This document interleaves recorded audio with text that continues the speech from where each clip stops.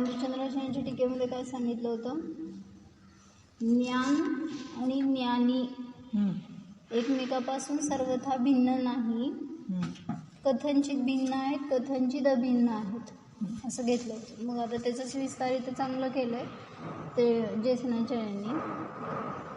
अथ आत्मनः ज्ञानादिगुणैः सह संज्ञालक्षणप्रयोजनादि भेदे अपि निश्चयेन प्रदेश अभिन्नत्वं मती आदि अनेक ज्ञानत्वं च व्यवस्थापयति सूत्रत्रयेण. अर्थ म्हणजे नंतर आत्म्याचं ज्ञानादी गुणांच्या बरोबर संज्ञा लक्षण प्रयोजनादीने भेद असताना सुद्धा निश्चयाने प्रदेश अभिन्नत्व आहे आणि मती आदीच्या अपेक्षेने अनेक ज्ञानत्व आहे असं व्यवस्थापित करतात 3 सूत्राच्या द्वारे. म्हणजे 2 गोष्टी सांगणार आहेत की प्रदेश अपेक्षेने अभिन्न आहेत ज्ञान आणि ज्ञानी, आणि मती आदींच्या अपेक्षेने अनेक ज्ञानत्व आहे आत्म्याला. आत्मा ज्ञानादी गुणांच्या बरोबर कथनचित भेद असताना सुद्धा निश्चयाने अभेद आहे आणि मती आदी ज्ञानांच्या अपेक्षेने त्याच्यामध्ये अनेक ज्ञानत्व आहे ह्याचं व्यवस्थापन करतात. कुठलं अन्यत्व आहे सांगितलं होतं ज्ञान आणि ज्ञानीमध्ये? अतद्भावरूप अन्यत्व आहे असं घेतलं होतं ना.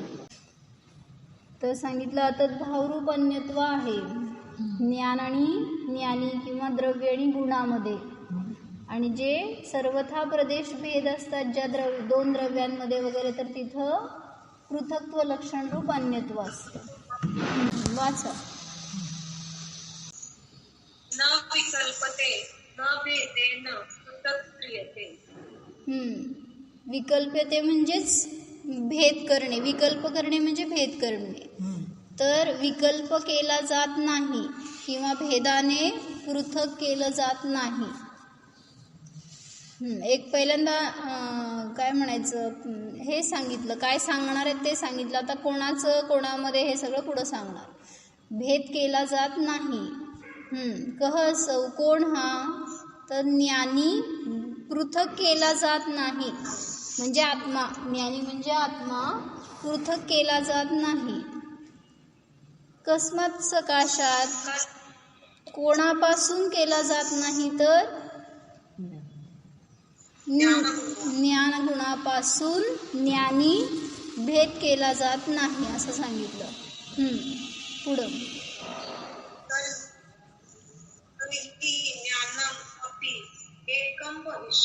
तर मग ज्ञान सुद्धा एक होईल.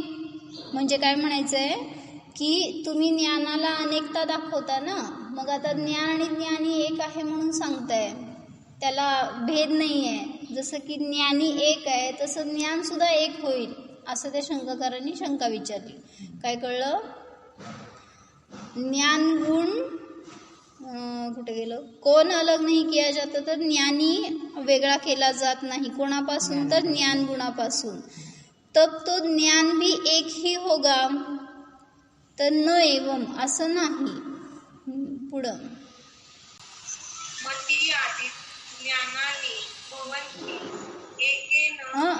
अनेकानी भवन्ति अनेकानी.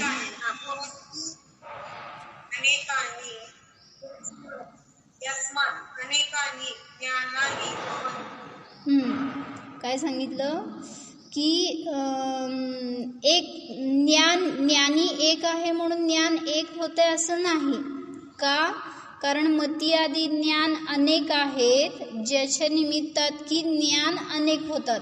मती आदी अनेक ज्ञान आहेत ज्या कारणाने अनेक ज्ञान होतात. जे ज्ञान एक असून पर्याय त्याच्यात झाला ना. तसंच म्हणायचं आहे ऍक्च्युली. कारण अनेक ज्ञान म्हणत असताना पर्यायालाच बघावं लागतं. त्याच्यात पर्याय झाला. मग आता इथं ज्ञान आणि ज्ञानीमध्ये भेद नाही हे सांगत असताना कुठं गुणांची विवक्षा आहे, कुठं पर्यायाची विवक्षा आहे, कसं आहे समजून घ्यायचं. कारण अनेक ज्ञान गुण नाही आहेत, ज्ञान गुण तर एक आहे. पण पर्यायाच्या अपेक्षेने अनेक रूप आहेत. आणि जेव्हा आपण काय म्हणलं तादात्म्य संबंध सांगतो तेव्हा जर गुण घेतलं तर नित्य तादात्म्य रूपाने घ्यायचं संबंध आणि जर पर्याय घेतले तर अनित्य तादात्म्य रूपाने. मग इथं म्हणून त्यांनी घेतलं फक्त की संज्ञा लक्षण प्रयोजन आदीने भेद आहे. मग जर द्रव्य आणि गुणामध्ये घेतलं तर तशी संज्ञा लक्षण प्रयोजन लावायचं आणि द्रव्य आणि पर्याय घेतलं तर त्या रूपाने संज्ञा लक्षण त्याचं वेगळं लावायचं. तर अनेक ज्ञान आहेत म्हणताना ते इथं त्यांनी स्पष्ट घेतलेच. मती आदी ज्ञान अनेक आहेत म्हणजेच मती ही पर्याय आहे. त्यामुळं मती श्रुत अवधी या रूपाने अनेक आहेत किंवा वेगवेगळ्या प्रकारांनी घटवता येते बरं का. कसं सांगा अजून अनेक ज्ञान कसे आहेत घेतलं होतं आपण मध्ये एकदा. अनेक ज्ञान कुठल्या अपेक्षेने आहेत?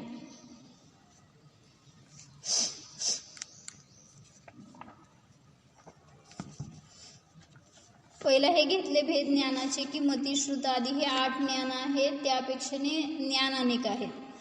पुढं दुसरी अपेक्षा घेतली होती की मतीचे भेद केले परत 336 भेद प्रकारचे मती ज्ञान त्या अपेक्षेने तेवढे त्याचे भेद आहेत. श्रुतज्ञानाचे जेवढे भेद तेवढे ज्ञानाचे भेद असं प्रत्येकाच्या भेदानुसार अनेक ज्ञान आहेत असं घेतलं. परत जेवढे ज्ञेय आहेत तेवढे ज्ञान आहेत या अपेक्षेने ज्ञान अनेक आहे. जेवढे ज्ञेय तेवढे सगळे आहेतच ते पर्याय. मग ते त्याच्या अपेक्षेने सुद्धा ज्ञान अनेक आहे असं वेगवेगळ्या अपेक्षेने ज्ञानाला अनेकपणा घटवला. अजून काय सांगितलं होतं ज्ञान अनेक का आहे? एक ज्ञान पर्याय आहे त्याच्यामध्ये अनंत अविभाग प्रतिच्छेद आहेत म्हणतो की आपण, पण ते अनेक अविभाग प्रतिच्छेदांनी बनलेलं ते ज्ञान आहे म्हणा. किंवा मग आता ठीक आहे जेव्हा बहुविध लावतो त्यावेळेस त्या अनेक अविभाग प्रतिच्छेदामध्ये काय म्हणायचं अनेक ज्ञानांना जाणलं गेलं ना एका ज्ञान पर्यायामध्ये म्हणून तिथं बहुविध वगैरे हे ज्ञान पर्याय दाखवलं. बहुविध म्हणत असताना सुद्धा तिथं अनेक प्रकार नाही आहेत त्या ज्ञानाचे. त्या एका ज्ञानामध्ये अनेक ज्ञेय जाणले गेले म्हणून एवढं फक्त भेद म्हटलं की आपण जेवढे ज्ञेय आहेत तेवढं ज्ञान आहे अशा अपेक्षेने भेद करा. नाही आपण तिथं म्हणलं की नाही अगुरु लघु गुणाच्या वेळेला की जेवढे अनंत गुण आहेत म्हणून तेवढ्या अनंत अगुरु लघु गुण आहेत त्याच्या अविभाग प्रतिच्छेदाच्या अपेक्षेने. पण ते कशासाठी म्हणलं की अनंत गुणांमध्ये तो अगुरु लघु गुण कार्य करतोय किंवा मदत करतोय ना. मग या अपेक्षेने अनंत अगुरु लघु गुण आहेत असं म्हणलं गेलं.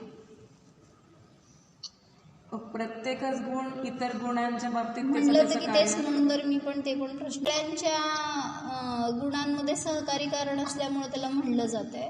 पण आता तशी विवक्षा अन्य ठिकाणी येत नाही. अनंत ज्ञान गुण आहेत असं वगैरे येत नाही कुठं विवक्षा. पण मग ज्ञान पण इतर अनंत गुणांना जाणतायच ना. पण अन्य गुणा प्रत्येक गुण एकमेकांमध्ये सहकारी आहेच. जसं की विभुत्व गुण आहे, ज्ञान गुण आहे, दर्शन गुण आहे. प्रत्येक गुणाचं कार्य स्वतःचं काही स्वतंत्र आहे असं नाही. प्रत्येक गुणाच्या बरोबर सहचरी आहेतच ते अन्य गुण. त्यामुळं पण आचार्याने असं उल्लेख केला फक्त की अनंत अगुरु लघु गुण आहेत. ते त्याची विवक्षा एवढीच आहे की प्रत्येक गुणाची षटस्थानपदी जी हानिवृद्धी चालू आहे त्याच्यासाठी हे अगुरु लघु गुण सहकारी आहे एवढ्याच अपेक्षेने त्यांनी म्हटलं होतं. की मतिश्रुत आदी जे 8 भेद आहेत त्याच्या अपेक्षेने ज्ञानाचे 8 भेद म्हणलं. त्याच्यापुढं मतीचे 336 भेद आहेत त्या अपेक्षेने तेवढे ज्ञान म्हटलं. त्याच्यापुढं श्रुताचे अनेक भेद असं प्रत्येकाचे जेवढे भेद आहेत त्या अपेक्षेने अनेक ज्ञान आहेत म्हटलं. आणि जितके ज्ञेय आहेत तितके ज्ञान आहेत आणि जितके विकल्प आहेत तितके ज्ञान आहेत.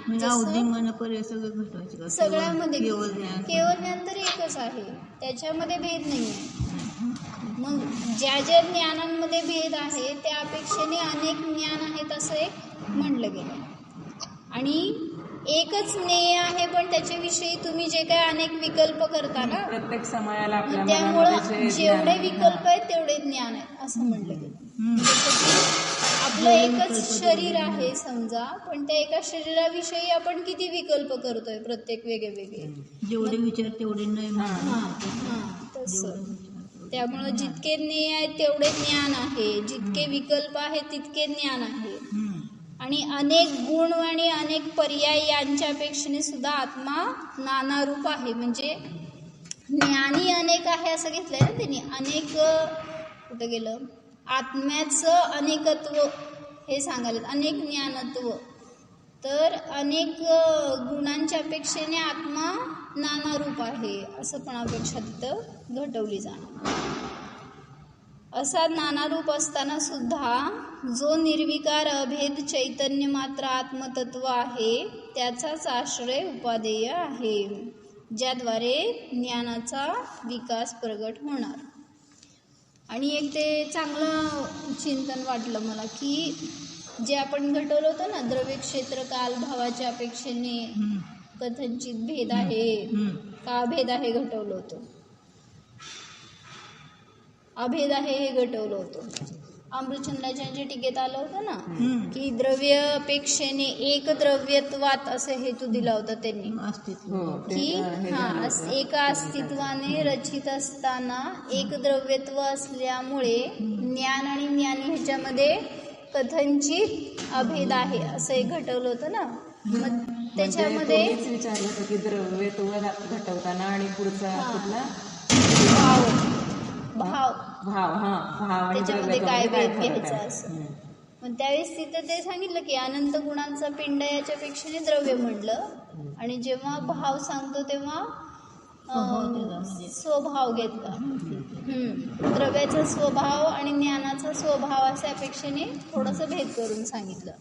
नाही पण त्यात मला काय सांगायचं होतं की ते जे 4 विवक्षा घेतलेत ना, एक द्रव्यत्वात, एक क्षेत्रत्वात, एक कालत्वात आणि एक भावत्वात, ह्याच्यामध्ये कुठल्या कुठल्या मतवादीचं खंडन होतं बरं का ह्या 4 हेतूंमध्ये.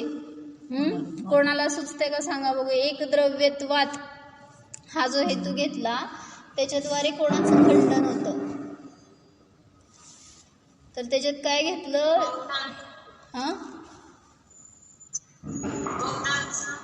कसं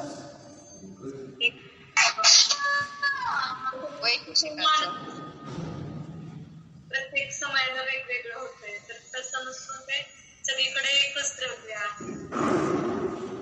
बौद्धांचं खंडन कुठं होतं माहिती का, एक कालत्वातला होतं. द्रव्य आणि गुणांचा एक काळ आहे. मग जेवढं द्रव्य आहे तेवढे त्याचे गुण आहेत. म्हणजे द्रव्य शाश्वत आहे, त्याच्याबरोबर ते गुण पण शाश्वत आहे. त्यामुळं एक कालत्वातला बौद्ध मताचं खंडन लावलं. तर एक द्रव्यत्वातला कसं लावलं, आत्म्यापासून ज्ञानाचा वियोग झाला तेव्हा मोक्ष होतो असं एका मतवादींनी मानलंय. मग त्यांच्यामध्ये भेद मानणाऱ्यांचं इथं खंडन झालं की एक द्रव्यत्वात या हेतूने त्याचं खंडन झालं. कारण दोघीही एका अस्तित्वाने रचित आहेत. हेतू दिला ना त्यांनी, एक अस्तित्व निर्वृत्तत्वात. एका अस्तित्वाने रचित असताना त्यांच्यामध्ये तादात्म्य संबंध आहे. त्यामुळे एक अनंत गुणांचा पिंडरूप ते द्रव्य अभेद आहे. असं नाही आहे की आत्म्याचा ज्ञानापासून, ज्ञानाचा आत्म्यापासून वियोग होतो आणि मग आत्मा मुक्तीला प्राप्त होतो असं नाही आहे. मुक्तीमध्ये गेला तरी सुद्धा कोणाचं मत आहे का कोणाचं तर असं यौन वगैरे ते सांख्य झाले ते नाही. यौन वगैरे असं कोणाचं तरी मत येतं त्याच्यामध्ये. तर तिथं एक द्रव्यत्वातला त्या मताचं खंडन आलं. एक क्षेत्रत्वातला वैशेषिक मताचं खंडन येतं की प्रदेश भिन्नता नाही आहे द्रव्य आणि गुणामध्ये. मग तिथं ज्ञान आणि ज्ञानीचे प्रदेश सर्वथा भिन्न नाही आहेत. त्यामुळे त्यांच्यामध्ये एक क्षेत्रत्वात हा हेतू घटित होतो. पुढे एक कालत्वातला तुम्ही सांगितलं असं का बौद्ध मताचं खंडन होतं. कसं, या हेतूने वस्तू आणि वस्तूचे ज्ञान यामध्ये काळभेद नसल्यामुळे अभेद दाखवला. म्हणजे त्यांनी मानलंय ना की निर्विकल्प ज्ञान असताना वस्तू आहे पण त्याचं ज्ञान होताना वस्तू नष्ट होते. मग असं तर नाही. मग आत्मा द्रव्य आहे, त्याचा निर्णय रूप अनुमान ज्ञानामध्ये, त्याचा निर्णय अनुमान ज्ञानामध्ये होतो. मग त्यावेळेस तिथं ते अनुमान ज्ञान भिन्न समयामध्ये असतं असं त्यांनी मानलंय. आणि मग तिथं जिथं अनुमान ज्ञानात निर्णय होतो तिथं वस्तू नसते असं त्यांचं मत आहे. पण साक्षात तर असं कसं काय म्हटले ते वस्तू संतान मानतात ना ते, ही वस्तू आता या समयात आहे नष्ट झाली, पुढच्या समयात त्याची संतान आली असं ते मानतात. काय सिद्ध करणार आहे आपण त्यांना? तर तिथं सांगितलं म्हणून की त्या स्वसंवेदन ज्ञानामध्ये म्हणजे थोडक्यात संतान म्हणजे वस्तूची पर्याय बदलली जेव्हा आपण आधीची वस्तू जाणली. पर्यायाबरोबर द्रव्य पण बदललं असं त्यांचं मत आहे. आपण पर्याय बदलली मानतो पण द्रव्य शाश्वत मानतोय. पण सर्वथाच त्या पर्यायाबरोबर द्रव्य नष्ट झालं आणि दुसरंच द्रव्य उत्पन्न झालं असं मानतात. तर स्वसंवेदन ज्ञान म्हणजे स्वलक्षण रूप ज्ञानामध्ये विषय आहे म्हणजे आत्मा आहे, पण तिथं त्याचं ज्ञान नाही आहे. आणि जेव्हा त्याचं ज्ञान होतं तेव्हा आत्माद्रव्य नष्ट होतो असे मानणे योग्य नाही. म्हणून आत्मा आणि ज्ञान ह्यांच्यामध्ये समयभेद नसल्यामुळे ते अभेद आहे ते सिद्ध केलं. ज्या समयामध्ये ती वस्तू आहे म्हणजे आत्मा आहे आणि त्याच समयामध्ये त्याचं ज्ञान आहे, असं भिन्न समयामध्ये असतं असं नाही. म्हणून एक कालत्वातला या मताचं खंडन झालं आणि एक भावत्वातला सांख्य मताचं खंडन केलं. का? त्यांनी वेगवेगळं सगळं मांडले ना सांख्याने, द्रव्य कोणी मांडले? क्षेत्राच्या अपेक्षेने भिन्नता तर ह्यांनी मानली वैशेषिक मताने. कर्म जाती ते सगळं असं त्यांचे जे आहे की तिथं सांख्यांच्या मतामध्येच त्यांनी 16 तत्व काहीतरी मानली. मानू देत की, पण एक भावत्वातनी कसं खंडन होतं त्यांचं? एक भावत्वात म्हणजे काय घेतलं आपण? स्वभाव घेतला ना. मग तिथं सांगितलं सांख्यांनी पुरुष आणि प्रकृती हे 2 तत्व मानले आणि पुरुष असतो तो चेतन आहे पण ज्ञान गुणरहित आहे आणि प्रकृती आहे ती अचेतन आहे पण ज्ञान सहित आहे. मग स्वभाव भिन्नता झाली ना त्याची. मग त्यांना हे हेतू दिला आपण की एक भावत्वात ज्ञान आणि आत्मा अभेद आहे. असं नाही की त्यांच्यामध्ये भेद आहे. एक भावत्वात या हेतूने आत्मा व ज्ञान यांचा एकच स्वभाव आहे हे सिद्ध केले. सांख्यांनी त्यांच्यामध्ये स्वभाव भेद, जसं की आत्मा म्हणजे पुरुष तो चेतन आहे आणि ज्ञान प्रकृतीचा धर्म असून ते अचेतन आहे. मग त्याचं निराकरण करताना दोघांचा पण स्वभाव एक आहे. या हेतूने त्या सांख्य मताचं खंडन झालं. म्हणजे असं जे त्यांनी 4 हेतू आपण दिलेत आपली सिद्धी करण्यासाठी, तर त्याच्यामध्ये अन्य कुठल्या मताचं खंडन झालं हे पण गर्वित होतं. म्हणजे आपल्या मध्येच पडलेले आपणच विचार आपलेच जे काय आपलं सारखं बरोबर आहे. कोणीतरी बौद्ध वेगळा सांख्य वेगळा असं नाहीये. सांख्य वगैरे असं नाव लक्षात राहत नाही त्यामुळे कोणाचं ते काय असेल म्हणून अन्य मतवादी असं म्हणताना आपलंच मत आहे हे बघायला पाहिजे. आपल्या पण ज्ञानामध्ये कुठंतरी ही अशी मत पडलेली आहे. जसं की क्रोध झाला तर सर्वथा क्रोधी मानतो स्वतःला आणि त्याच्याबरोबर स्वतःला त्रस्त करून घेतो. तर तिथे तो विकल्प एक क्षणभर आहे हे तिथं विसरून जातो. तर म्हणून सांगितलं की जे हेतू आपण आपल्या मताचं मंडन करतोय त्यावेळेस तिथं ते जे अन्य मत आहे म्हणताना आपलेच अन्य विचार आहेत ज्याचं की तिथं खंडन होतं. पुढं तस्मात् कारणात अनेक ज्ञान गुण अपेक्षया विश्वरूपम नाना रूपम वनिकम. त्या कारणाने जे की मती आधी अनेक ज्ञान आहेत हे घेतलं ना, त्या कारणाने अनेक ज्ञान आहेत. मग तस्मात् कारणात त्या कारणामुळे अनेक ज्ञान गुणाच्या अपेक्षेने विश्वरूप आहे. कोण? ज्ञानी आत्मा विश्वरूप आहे असं घेतलं ना. द्रव्य विश्वरूप आहे किंवा अनेक रूप आहे. विश्वरूप म्हणताना क्षेत्रापेक्षेने घेऊ नका, संख्यापेक्षेने असं म्हणायचं की नाना रूप आहे. अनेक ज्ञान आहे त्या अपेक्षेने द्रव्य किंवा ते ज्ञानी अनेक रूप आहे, नाना रूप आहे. कोण? हे पुढं सांगतात. किम तर जीवद्रव्य मिती, जीवद्रव्य नाना रूप आहे किंवा विश्वरूप आहे. म्हणजे सगळीकडनं अनेकांत घटवायचं आहे आपल्याला की एक एक जीवद्रव्य एक अपेक्षेने एक आहे आणि काही अपेक्षेने नाना पण आहे. मग कुठल्या अपेक्षेने तेवढं फक्त घटवून सांगतायत. कैही भणितम कोणाच्या द्वारे सांगितलं गेलंय असं. हे उपादेय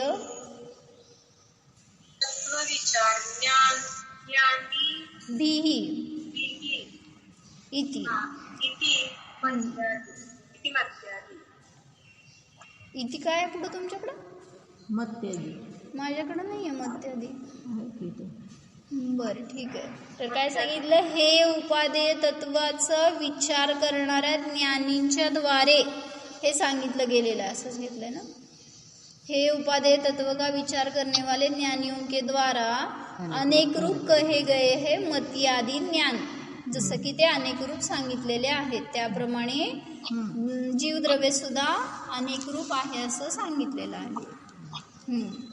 तथाही एक अस्तित्व निवृत्त निर्वृत्त निवृत्तत्व नाही निर्वृत्तत्वेन. मी वाचते, तुमचा आवाज कट व्हायला लागला. एक अस्तित्व निर्वृत्तत्वेन एक द्रव्यात एक द्रव्यत्वात पाहिजे तिथं बहुतेक ना. एक द्रव्यत्वात एक प्रदेश निर्वृत्तत्वेन एक क्षेत्रत्वात एक समय निर्वृत्तत्वेन एक कालत्वात मूर्त एक जड स्वरूपत्वेन एक स्वभावत्वाच्च परमाणोः वर्णादिगुणैः सह यथा भेदः नास्ति तथा एव एक अस्तित्व निर्वृत्तत्वेन एक द्रव्यत्वात् लोकाकाश प्रमित असंख्येय अखंड एक शुद्ध प्रदेशत्वेन एक क्षेत्रत्वात् एक समय निर्वृत्तत्वेन एक कालत्वात् एक चैतन्य निर्वृत्तत्वेन एक स्वभावत्वाच्च ज्ञानादिगुणैः सह जीवद्रव्यस्यापि भेदः नास्ति. सगळं एका वाक्यात घालून आचार्यांनी श्वास घेतला. तर काय सांगायला लागलेत, तथाहीने खुलासा की ते जे आपण सगळं अमृतचंद्राच्या टीकेत बघितलं होतं ना त्याचाच खुलासा करून सांगतायत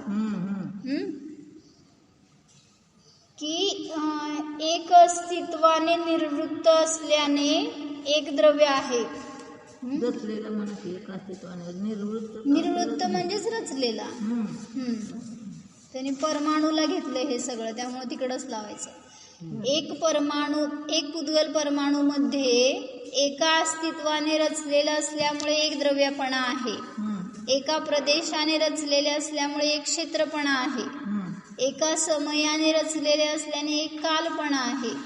आणि मूर्त जड स्वरूपाने एक स्वभाव असल्या मूर्त एक जड स्वरूप असल्यामुळे एक स्वभावपणा आहे. एका पुद्गल परमाणूचं उदाहरण घेऊन सांगितलं, त्याच्यामध्ये जसं द्रव्य क्षेत्र काल भावाच्या अपेक्षेने अभेद आहे.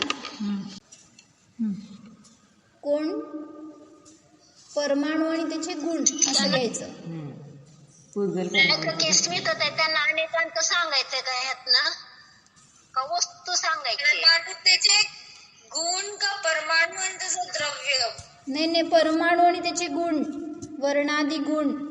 जसं आपण इथं आत्मा आणि ज्ञानादी गुण याच्यामध्ये बघतोय ना अभेद आहे, तसं त्यांनी उदाहरण देऊन सांगतायत की परमाणू आणि त्याचे वर्णादी गुण. द्रव्य जो घेतो तो जीव द्रव्य घेतो ना का आत्मा द्रव्य घेतो. खरंच सेमच आहे, पण घेताना का घेतलंय. काय पण म्हणा, आत्मा म्हणा, ज्ञानी म्हणा, जीव म्हणा, सगळं एकच अपेक्षेने द्रव्यच आहे ना तो.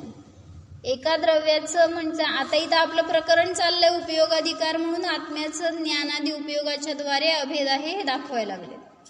मग तुम्हाला समजण्यासाठी परिचिताचं उदाहरण दिलं. पुद्गल परमाणूचं जसं वर्णादी गुणांच्या बरोबर अभेद आहे द्रव्य क्षेत्र काल भावाच्या अपेक्षेने, मग तसं पूर्ण पुढं सांगणार आहे जीवाचं पण अभेद आहे असं. हे कळलं का काय सांगितलंय.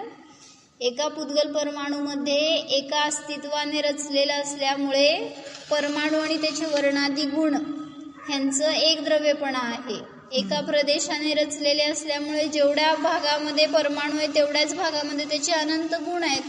त्यामुळे एक क्षेत्रपणा आहे. एका समयाने रचलेले असल्या म्हणजे एका समयामध्ये सगळे आहेत असं नाही आहे की एका समयात द्रव्य आहे दुसऱ्या समयात गुण आहे असं नाही आहे. एका समयामध्ये रचलेले असल्यामुळे एक कालपणा आहे. आणि मूर्त एक जड स्वरूप असल्याने एक स्वभावपणा आहे.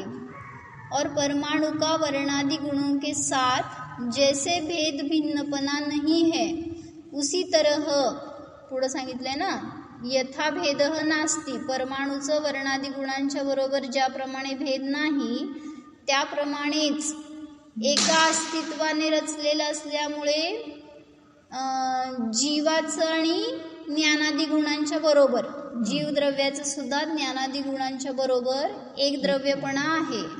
लोकाकाश प्रमाण असंख्यात अखंड एक शुद्ध प्रदेश असल्याने एक क्षेत्रपणा आहे. एका समयाने रचलेले असल्यामुळे एक कालपणा आहे. आणि एका चैतन्याने निर्वृत्त रचित असल्यामुळे एक स्वभावपणा आहे. म्हणजे आत्मा पण चेतन आहे आणि ज्ञानादी गुण सुद्धा चेतन आहेत. एका चैतन्याने निर्वृत्ति होने से एक स्वभावपना है. इसलिए ज्ञानादि गुणैः सह जीवद्रव्यस्यापि भेदः नास्ति. ज्ञानादि गुणांच्या बरोबर जीवद्रव्याचा सुद्धा भेद नाही, अभेद आहे. म्हणजे कथनचित भेद आहे, कथनचित अभेद आहे हे सिद्ध करून दाखवलं. हे सगळं आपल्याला यायला पाहिजे. खरं आपण हे आचार्यांकडनं शिकायला लागलोय. म्हणजे आपल्या ज्ञानामध्ये पण हे सगळे भेद कळतात नाही असं नाही आहे, पण आपण कुठं त्या रूपाने विचार करतोय. कथनचित भेद आहे कुठल्या अपेक्षेने तर जेव्हा त्याचं नाव त्याचं लक्षण काहीतरी चिन्ह वगैरे वेगळं दाखवतो तेव्हा भेद आहे. पण अभेद आहे असं कधी बघतोय जेव्हा ते सर्वथा क्षेत्राच्या अपेक्षेने भिन्न नाही त्या अपेक्षेने ते अभिन्न आहेत, अभेद आहे त्यांच्यामध्ये हे दाखवलं. पुढचं एक वाक्य तेवढं कव्हर करू. अथवा शुद्ध जीव अपेक्षया शुद्ध एक अस्तित्व निर्वृत्तत्वेन एक द्रव्यत्वात् लोकाकाश प्रमित असंख्येय अखंड एक शुद्ध प्रदेशत्वेन एक क्षेत्रत्वात् निर्विकार चित चमत्कार मात्र परिणतिरूप वर्तमान एक समय निर्वृत्तत्वेन एक कालत्वात् निर्मल एक चित ज्योति स्वरूपेण एक स्वभावत्वाच्च सकल विमल केवल ज्ञानादि अनंत गुणैः सह शुद्ध जीवस्यापि भेदः नास्ति इति भावार्थः. म्हणजे आता इथं पहिल्यांदा उदाहरण दिलं परमाणूचं, त्याच्यावरून जीवाचं घटवलं. आता सांगतात हे शुद्ध जीवाच्या अपेक्षेने. का बरं शुद्ध जीवाच्या अपेक्षेने का सांगतात? शुद्ध जीवच आपल्याला तोच होता ते ना, म्हणजे विषय म्हणजे परिस्थितीकडून आपलं स्वरूप सांगितलं. आधी पूर्वेलाचं सांगितलं, मग नंतर सामान्य जीव सामान्य आणि द्रव्य सांगितलं आणि पुन्हा शुद्ध जीव सांगितलं. मग जसं शुद्ध परमाणूचं कथन शुद्ध अशुद्ध रूप आहे ना तो. मग जसं म्हणलं परमाणूचं कथन का केलं कारण ते शुद्ध रूपामध्ये आहे. काय म्हणताय? स्मिता बोला. शुद्ध जीवामध्ये भेद नाही ना. म्हणजे कुठली भेद तर नसल्यामुळे कोणी भेद पर्याय भेद नसल्यामुळे शुद्ध जीवाचं वर्णन प्रयोजनभूत आहे ना आपल्याला. म्हणजे काय म्हणायचंय की शुद्ध जीवामध्ये द्रव्य क्षेत्र काल भावाच्या अपेक्षेने कुठं सुद्धा विकल्प नाही आहेत. म्हणजे काय म्हणायचं एकदा हे एकदा ते अशा प्रकारचं नाही आहे.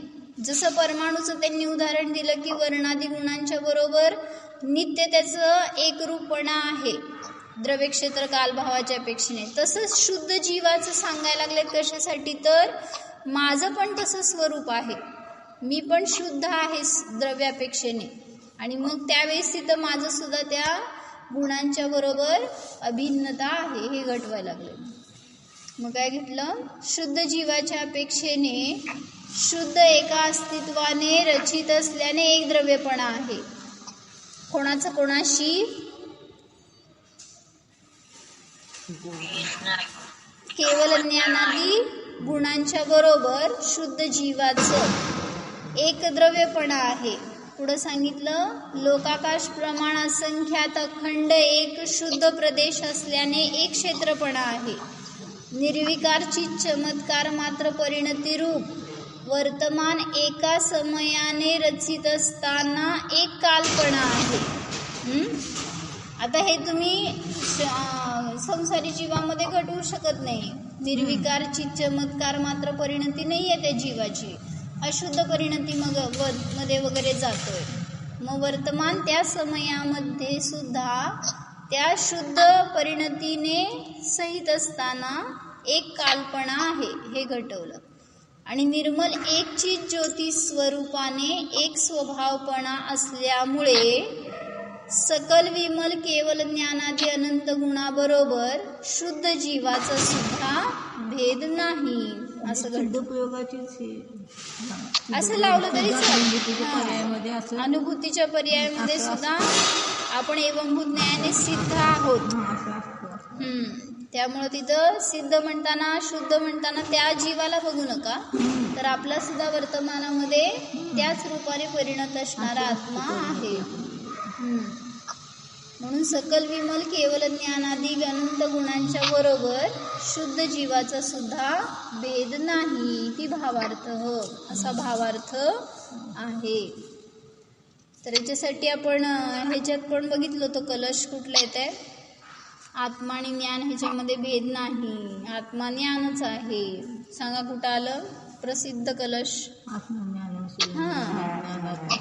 आत्मा ज्ञानम स्वयं ज्ञानम ज्ञानात अन्यत करोति किम. पुढं ज्ञानात अन्यत करोति किम. पुढं परद्रव्यस्य कर्तात्मा मोहोयम व्यवहारिणाम.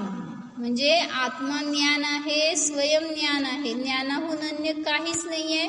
एवढ्या एका वाक्यामध्ये सगळी जिनवाणी आहे. आत्मा ज्ञानाहून अन्य काही नाही. मग जे काय तुम्ही अनुभव करताय ते सगळं ज्ञान आहे. मग ते ज्ञान म्हणजेच मी आहे. बाकी बाहेरचं कुठलं द्रव्य म्हणजे किंवा जाणत असताना त्या रूपाने सुद्धा मी नाही. मंगलाच्या रूपानं म्हणत होतो, म्हणत नाही तर विसरून गेला. बरोबर. म्हणून सांगितलं तिथं ज्ञान आणि आत्मा. अजून कुठं सांगितलं सांगा आत्मा आणि ज्ञान.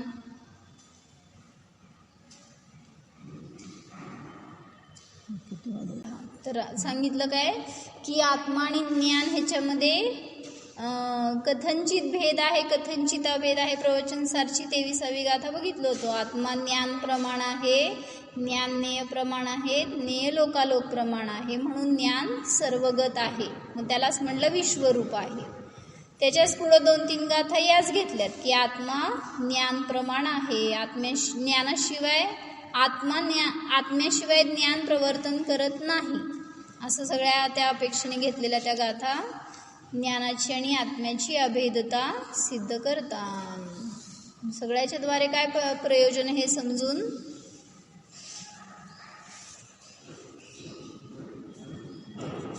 अनेकांतामध्ये जे एक आहे तेच अनेक आहे, सत आहे तेच असत आहे, नित्य आहे तेच अनित्य आहे. हे सर्व अपेक्षेने केलेले कथन आहे. काहीही असले तरी द्रव्याचे गुण द्रव्यापासून सर्वथा पृथक नाहीत.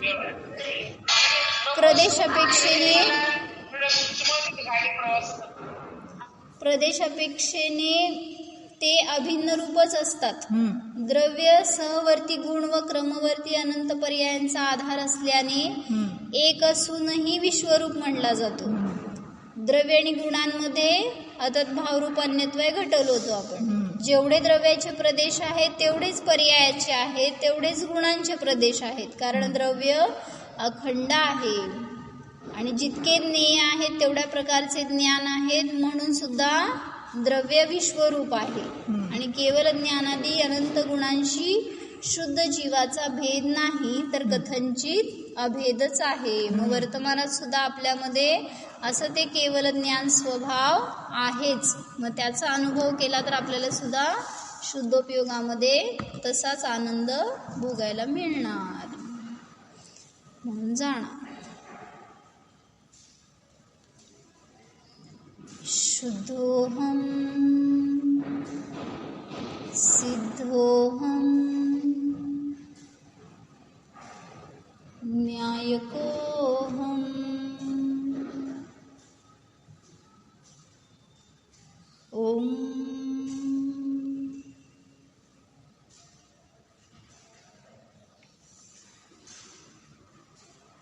विसर